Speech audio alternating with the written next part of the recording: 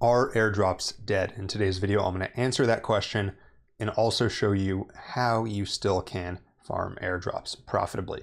Welcome back to Dynamo DeFi. My name is Patrick. As a reminder, nothing in this video is financial advice. This is purely intended to be educational. Now let's get into it.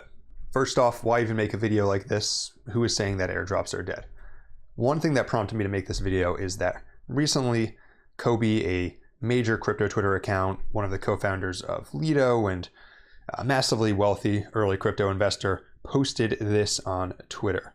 If you're a founder, IMO, you should probably think about not doing an airdrop at all these days.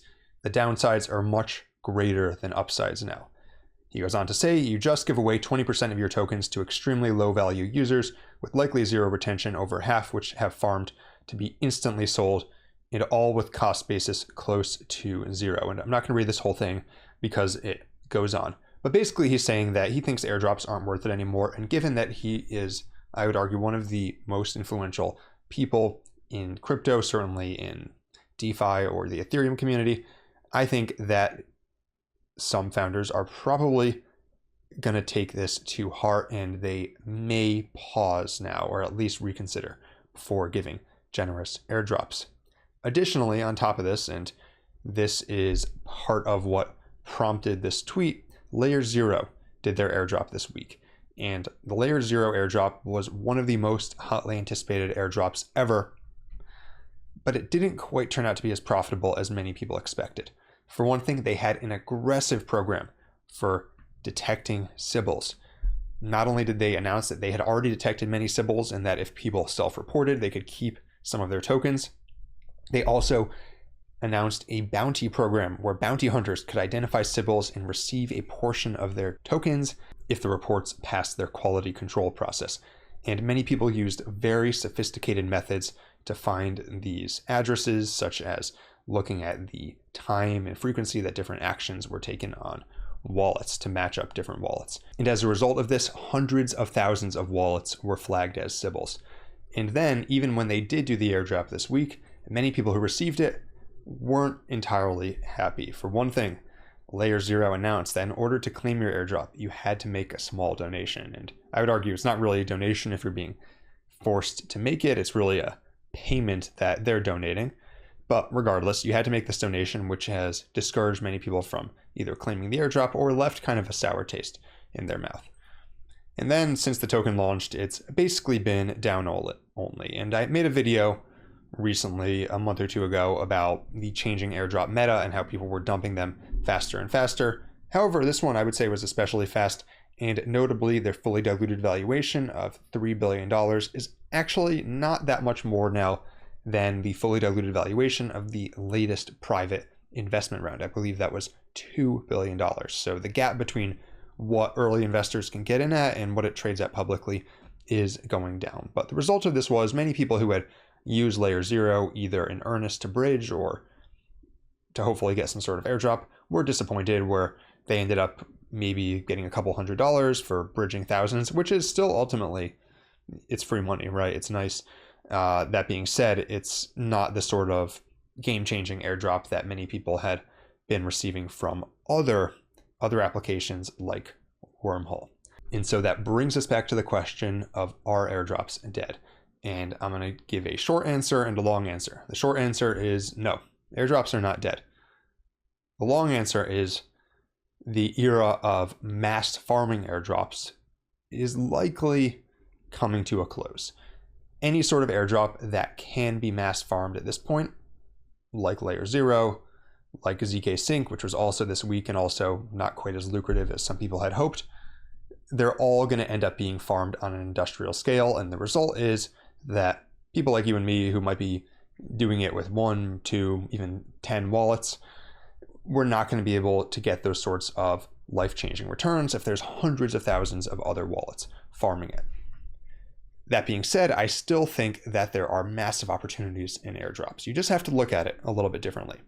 And to show you how to look at it, I'm going to go back and look at our old friend Jito. And Jito, you might remember, stands out because not only is it the largest application on Solana in terms of deposits, but the Jito airdrop, basically anyone who received it got 5 figures. And you could have deposited one Sol a couple months before the airdrop, and at the time Sol was like $30, and you would have gotten the Jito airdrop and turned that one Sol, $30, $40 into over $10,000.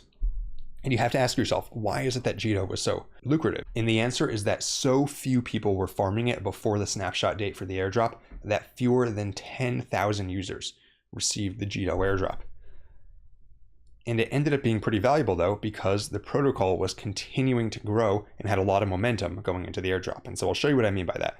When we first talked about Jito on this channel, it was in September. So Jito had around $30 to $40 million of TVL at the time.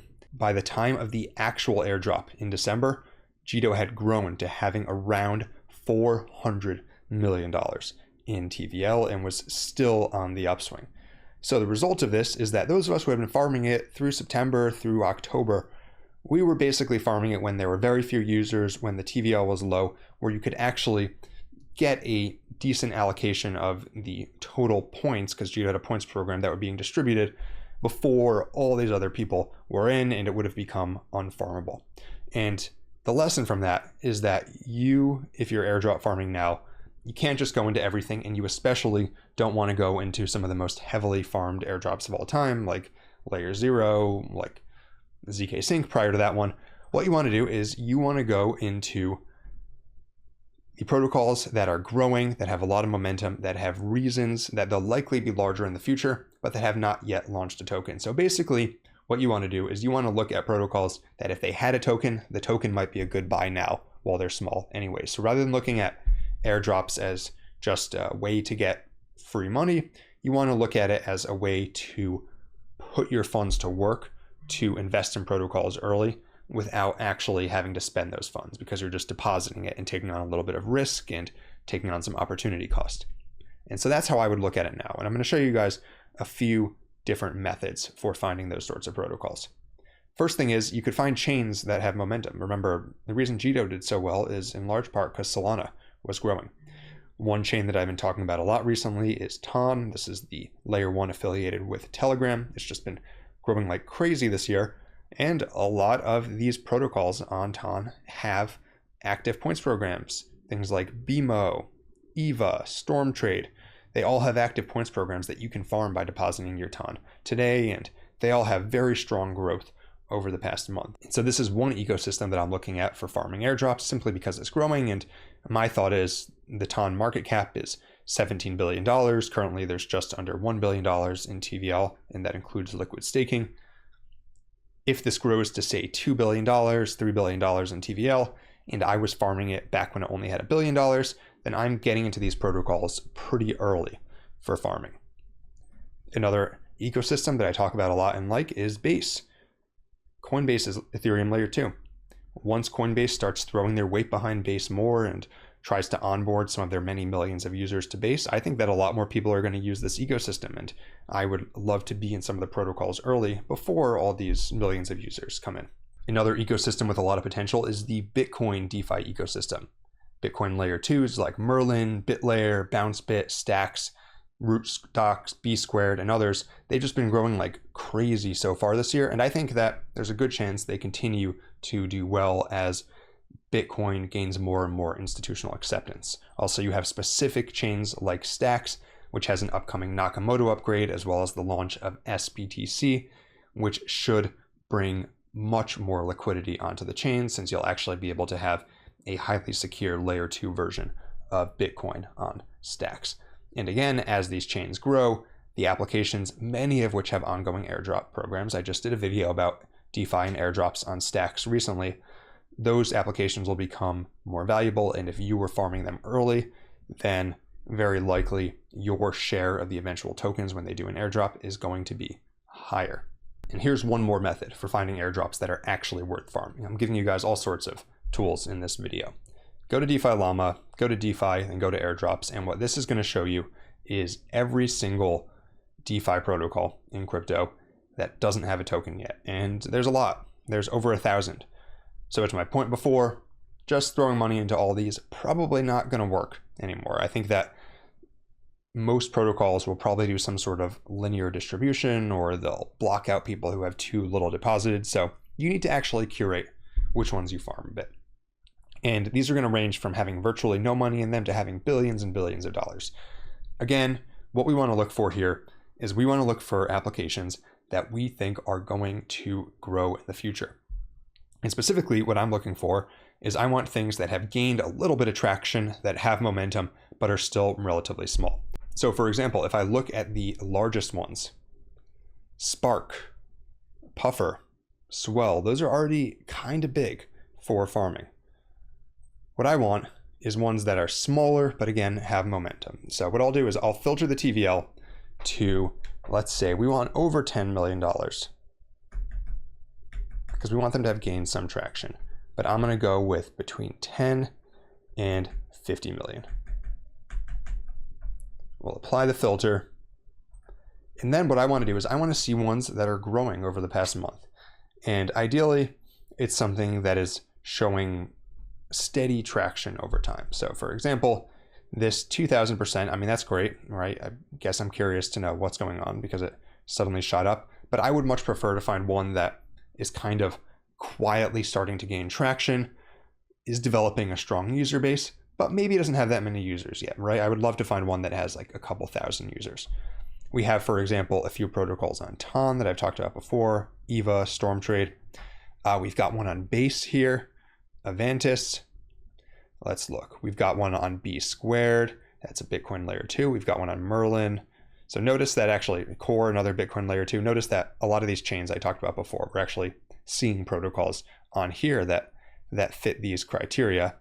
Or you might find one that isn't on one of those chains, but that has a good growth pattern. For example, Polymarket. This is a prediction market. Prediction market's great narrative with the election coming up. And this thing has just been steadily gaining traction. Now, I don't know if Polymarket is going to do some sort of airdrop eventually, but this is sort of the growth pattern that I would want to see. It looks like it's actually starting to gain usage kind of under the radar for airdrop farmers. And then once you find a few that you want to farm, say 5 to 10, maybe 10 to 20 that you want to farm, you want to keep track of them. And I like to keep track of them by a few criteria: the chain, ecosystem, whether it's passive versus active, meaning is it something you deposit into or something you actually have to take action on, like trading, and how frequently do I want to take that action. So if you end up using that method, then I created this airdrop tracking document that people who subscribe to my paid Substack get. I'll link that down in the description so you can check it out for yourself.